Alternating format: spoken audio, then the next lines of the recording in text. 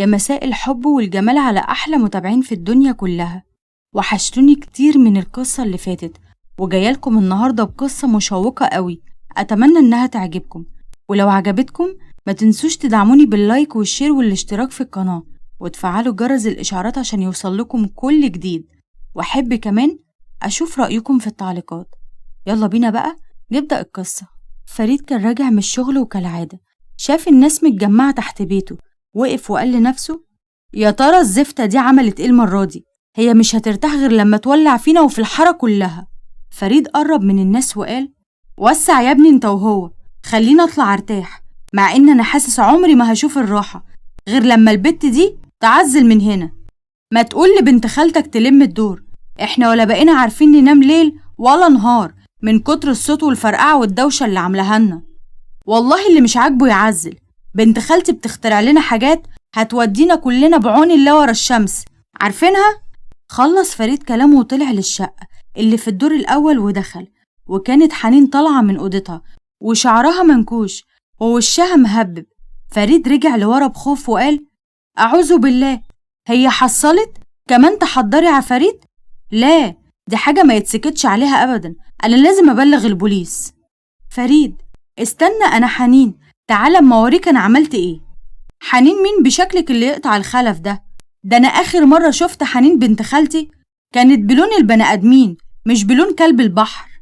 تعال بس اوريك أنا عملت إيه، اختراع هيدهش البشرية، هينقلنا نقلة تانية خالص، وانت طبعا هتتنقل معايا انت وخالتي، مش هنساك طبعا. مع اني مش أول مرة أسمع البق ده، بس وريني يمكن المرة دي تظبط معاكي ونعدي بقى الفقر. فريد دخل مع حنين أوضتها اللي كانت شبه المعمل. حنين راحت ناحية جهازه ووجهته وحطته قدام فريد. ايه رأيك في اختراعي؟ أظن مذهل مش كده؟ مذهل من أنهي ناحية؟ أنا شايفه حتة حديدة وطالع منها سلك. ايه دي، مكوة؟ ده روبوت يا فريد، استنى هشغله. حنين راحت تحط الفيشة في الكهرباء، الجهاز فرقع في وشها. أنا قلت برضو إنها مش هتعدي على خير يا بنتي، اهمدي، انت في مرة هتموتينا كلنا. وانا اللي فكرت اني خلاص عديت، يظهر اني فاشلة ومش عارفة اعمل حاجة.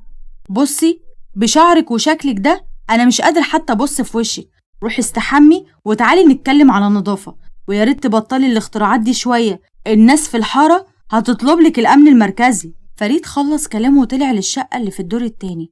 دخل وقابلته عبير والدته وقالت له: اتأخرت يعني يا فريد، كنت لسه هتصل بيك. ما البركة في بنت اختك اللي فاضلها 2 فولت وتنور. اموت واعرف البت دي في ايه في دماغها، اكيد مش مخ زينا.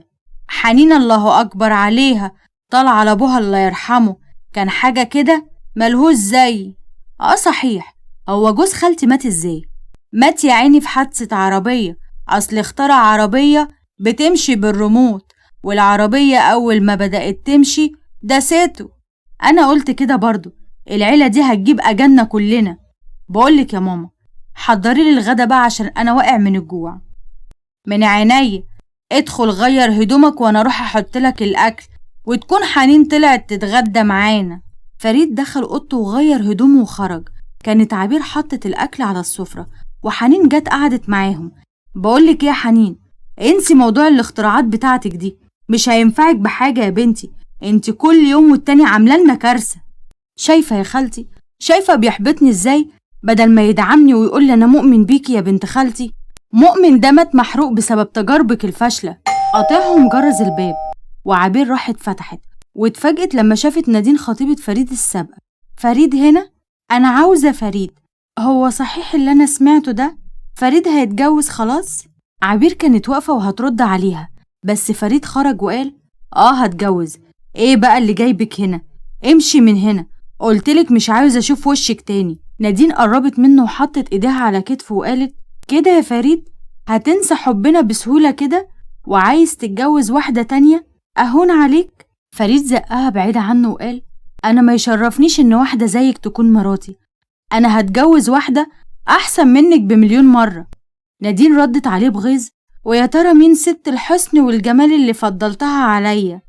فريد اتوتر وما كانش عارف يرد، لغاية ما خطر على باله فكرة، وكان بيشاور على السفرة كلهم بصوا ناحية السفرة، وكانت حنين قاعدة بتاكل ومشغولة. نادين اتعصبت وقالت: هي دي اللي انت عايز تتجوزها على آخر الزمن وتسيبني أنا وتتجوز حنين المجنونة دي؟ حنين شرقت وهي بتشرب المية بسرعة وقربت منهم وقالت: هو صحيح اللي أنا سمعته ده؟ هو انت عايز تتجوزني؟ طبعا يا حنين يا حبيبتي، بنت خالتي وواثق في أخلاقك، ومفيش بنت في الدنيا كلها زيك. حبيبي يا فريد، وأخيرا حسيت بيا، وأنا اللي كنت فاكرة إن حب من طرف واحد. ماشي يا فريد، بكرة تندم، وعموما أنا ماشية، ويلا اشبع بيها. خلصت نادين كلامها ومشيت، وفريد رجع للسفرة وكان بيكمل أكله، وعبير راحت قعدت وقالت: صحيح الكلام ده؟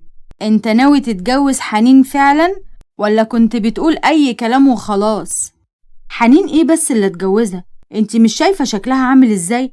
انا كنت بقول كده بس قدام نادين عشان اوزعها واخلص منها. وليه بقى ما تتجوزهاش؟ دي حنين ضفرها برقبة اللي اسمها نادين، على الأقل متربية على ايدينا. قوليله يا خالتي والنبي، وانا اللي اتعشمت ان الموضوع بجد.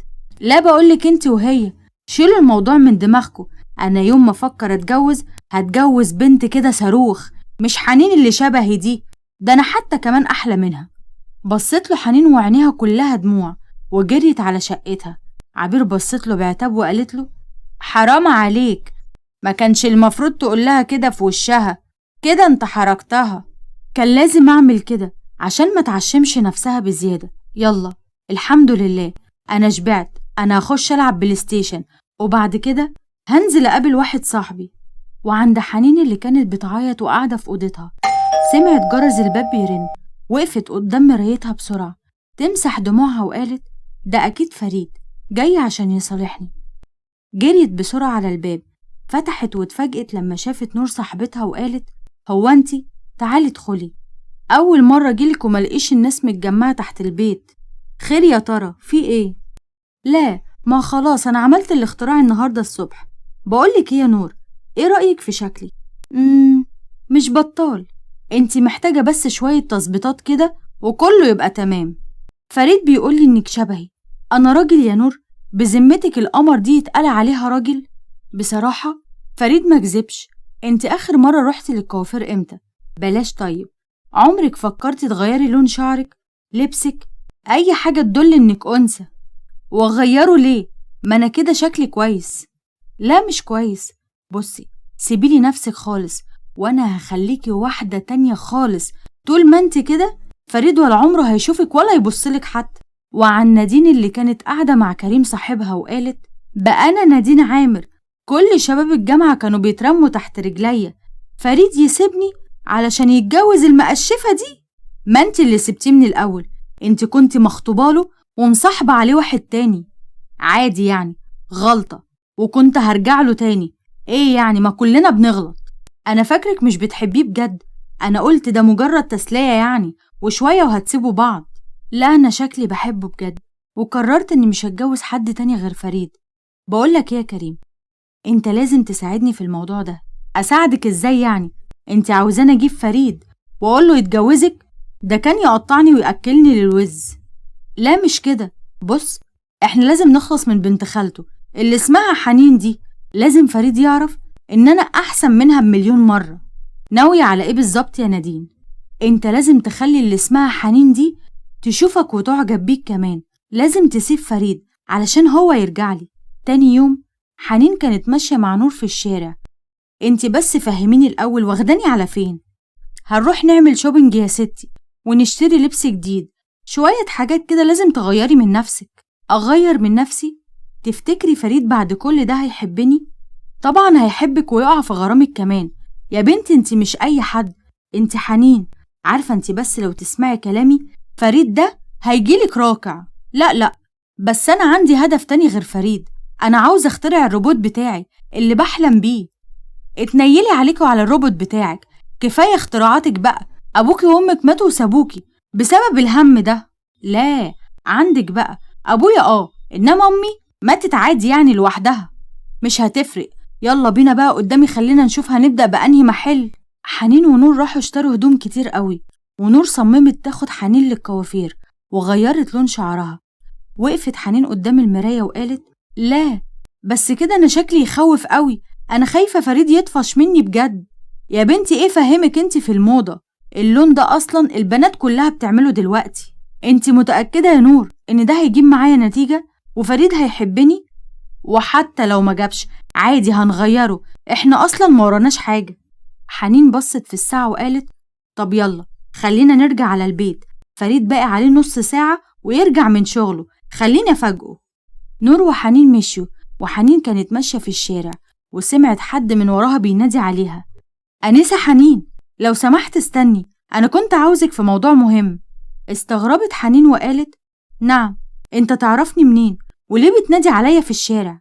معاكي المهندس كريم المرشدي من وكالة ساسة، احنا بنتبنى المواهب الجديدة، واحنا سمعنا كتير قوي عن اختراعاتك وكلنا حابين انك تشتغلي معانا.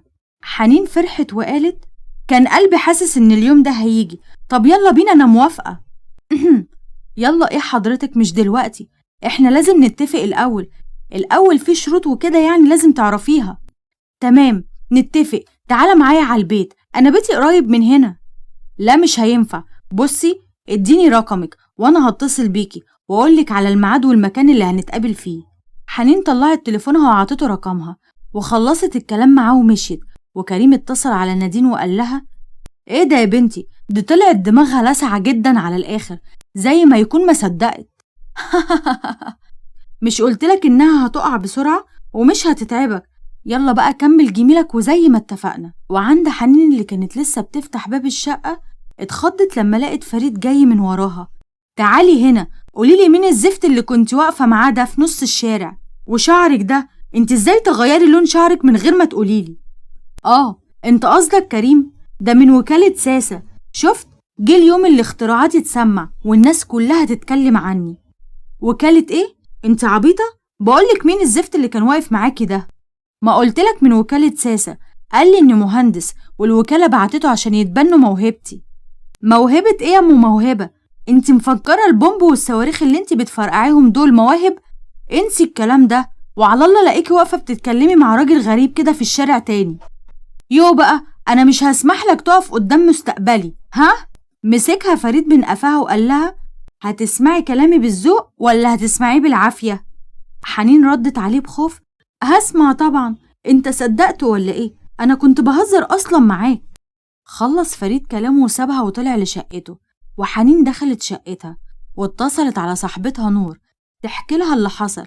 وكالة ايه؟ هو في وكالة كده اصلا يا بنتي؟ ده اكيد حد عامل فيكي مقلب ولا بيضحك عليكي اصلا.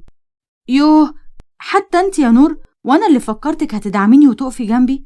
حنين انت صاحبتي وانا خايفة عليكي، ما تروحيش تقابلي اللي اسمه كريم ده لوحدك، خدي فريد معاكي. فريد ايه يا بنتي؟ اذا كان هو اصلا مش مصدق يبقى خديه علشان يصدق ويطلع جد ويعرف ايه الشروط والحاجات اللي قالك عليها اللي اسمه كريم ده. وبعد يومين في واحدة من المطاعم قعد كريم وهو بيبص في ساعته وقال لنفسه: وانا اللي اتأخرت نص ساعة وقلت هاجي الاقيها هي اللي قاعدة مستنياني. عموما اهو كلمتها وقالت لي خلاص انا داخلة المطعم. دخلت حنين المطعم واتفاجئ كريم لما لقى معاها فريد. انا هثبتلك ان مفيش حاجة كده، والشخص اللي بتقولي عليه ده نصاب وتلاقيه ما جاش اصلا. ابتسمت حنين وهي بتبص على كريم وقالت: اهو قاعد هناك اهو، شفت انا طلعت صح. فريد وحنين راحوا لترابيزة كريم اللي كان متوتر وخايف من فريد قوي.